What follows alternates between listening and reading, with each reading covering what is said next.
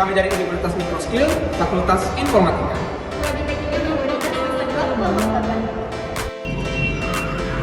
Sebelum masuk ke dalam video, saya akan memperkenalkan anggota kelompok kami. Saya sendiri, Leonardo Muhammad Khalid. Saya Diska Terlandari. Saya Jeremy Joshua. Saya Jeremy Luman. Saya Pulukir Putih. Terima kasih telah bergabung di video kami. Kita akan mempelajari etika bermedia digital. Etika bermedia sosial dalam dunia digital yang baik. Kelompok ABC. Apa itu cakap dan budaya bermedia digital? Cakap bermedia digital adalah seorang yang dinilai mampu mengetahui, memahami, dan menggunakan perangkat keras dan mudah dalam lanskap digital, seperti mesin pencari, aplikasi, dan transaksi digital. Tips yang efektif dalam komunikasi media sosial pertama adalah memakai prinsip giving. Dalam berkomunikasi atau berinteraksi dengan follower di sosial media, Anda haruslah memberi, dan memberi. Maksudnya di sini adalah berilah mereka ini berbagai konten yang bermanfaat seperti konten informasi, inspirasi, maupun tips yang tentunya ada kaitannya dengan brand atau kepribadian bisnis Anda. Conversation atau komunikasi. Komunikasi yang Anda lakukan kepada mereka ini haruslah dua arah. Jadi setiap masukan, komentar, maupun curhatan hati dari para follower Anda haruslah mendapatkan respon secara interaktif nantinya. Hal ini dikarenakan brand atau merek mereka sudah diprogram sebelumnya untuk selalu berbicara kepada para follower tanpa peduli dengan apa yang mereka katakan. Dalam menerapkan hal berikut, maka Anda juga penting dalam memahami beragam gaya bahasa dalam komunikasi agar dapat melakukan penyesuaian terhadap lawan bicara yang tengah dihadapi. Tips selanjutnya, listening atau mendengarkan. Tidak hanya dalam kehidupan sehari-hari, tapi di dunia sosial media pun Anda juga diharuskan untuk melakukan conversation dan listening secara proporsional. Dengan Anda sering melihat posting dari para followers atau teman, maka secara tidak langsung Anda menunjukkan rasa kepedulian kepada mereka. Jelas, tidak bisa dipungkiri jika sikap peduli kepada para warga sosial media ini menjadi modal yang sangat luar biasa untuk menjalani sebuah relationship antar brand atau pemilik usaha dengan konsumen.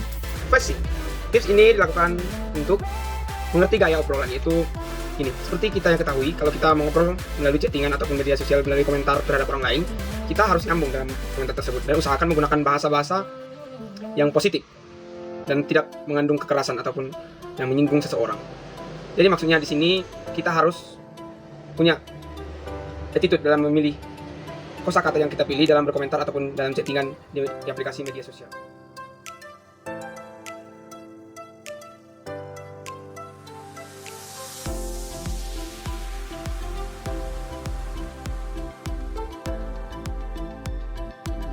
Kemudian yang berikut, itu yang dimaksud dari tips ini, yaitu kita dalam percakapan itu harus nyambung, yaitu kita juga harus menerima kritik dan saran dari lawan bicara kita.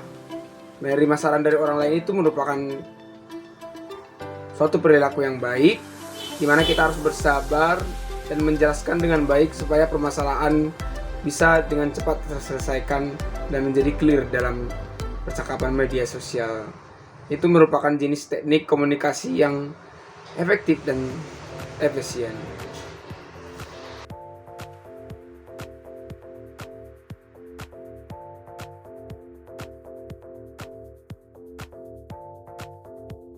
Ciptakan hubungan yang emosional. Itu maksudnya misalnya dalam percakapan, dalam chattingan, maksudnya kita harus saling bisa memiliki emosi masing-masing sehingga chatnya lebih menarik, dan kita juga harus menjaga emosional itu biar tidak terlalu emosional dalam chattingan tersebut, supaya dapat menjaga attitude juga dalam chattingan itu.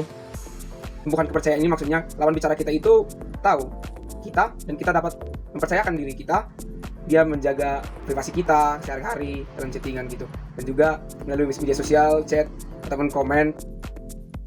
Jangan ragu untuk meminta bantuan. Nah, sebagai makhluk sosial, pastinya kita memiliki banyak sekali teman. Mulai dari yang dekat ataupun yang jauh, dari yang muda ataupun yang mereka bantunya gimana tuh? Nah, dengan cara mereka like atau komentar-komentar positif, mereka juga sudah termasuk membantu loh. Jadi yang lebih baik, mereka membantu membagikan postingan tentang usaha-usaha kita. Dalam bermedia sosial, kita juga harus memperhatikan banyak hal. Yang pertama, memfilter pertemanan. Dari yang kita tahu ya, kebanyakan akun sosial media sudah menyediakan fitur memfilter pertemanan. Kita harus memfilter pertemanan biar betul. Ya, biar informasi yang kita upload ke sosial media kita tidak jatuh ke tangan orang yang salah atau tidak mencelakai diri kita sendiri. Yang kedua, foto profil sewajarnya.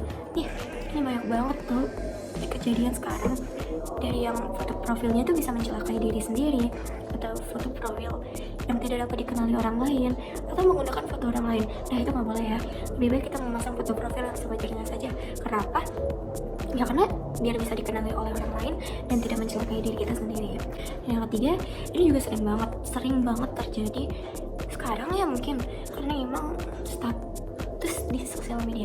Banyak sekali orang yang membuat status tanpa berpikir. Jadi itu bisa mencelakai diri dia sendiri, mulai dari pembunuhan atau yang lain-lain deh, yang sadis-sadis.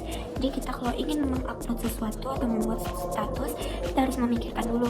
Kita tidak boleh asal buat, tidak boleh asal ceplos, karena sosial media itu luas. Semua orang bisa menemukan akun sosial media Anda. Nah, yang keempat, publish informasi sewajarnya.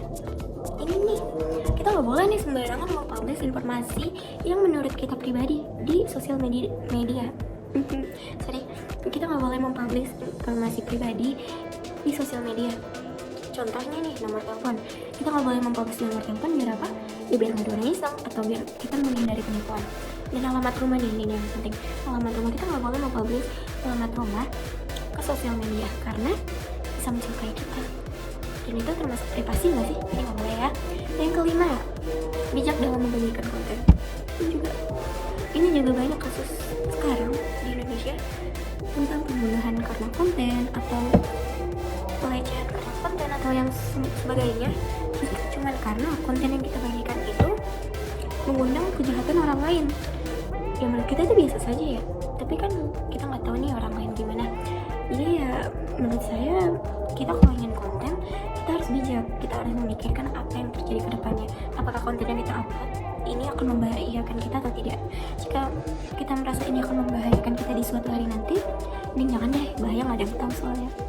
6. Bijak memilih informasi yang didapatkan.